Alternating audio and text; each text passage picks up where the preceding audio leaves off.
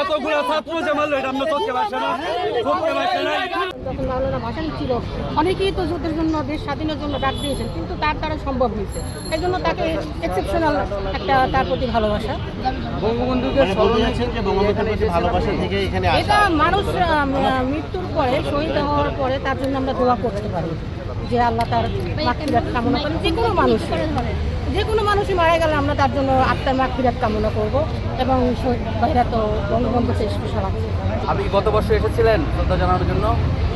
না, তাহলে গত বছর আসেন নাই, এবছর মানে এই যে ভাঙচুর করা হয়েছে, চলতেছে, হট্টগোল চলতেছে, এই জন্য পর্যবেক্ষণ করতে আসে। এতগুলো ছাত্র যে মারলো এটা আমরা করতে পারছি না, করতে পারছি না। শেখ হাসিনা যে অন্যায় করছে, শেখ হাসিনা যে অন্যায় করছে, গণমঞ্চে ফাঁসি দেওয়া দরকার শেখ হাসিনার।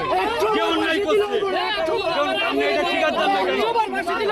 আপনি কি ছাত্র না? আপনি কি কালো শোক পালন করতে আইছেন? আপনি এটা বলেন শেখ হাসিনা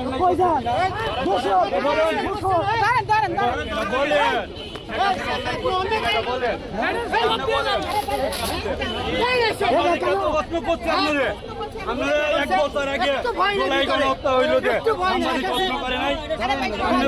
আপনি সাধারণ জনগণ হিসাবে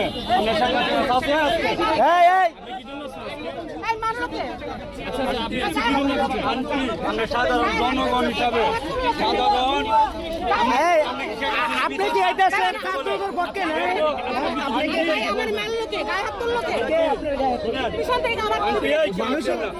মানুষের ভিতরে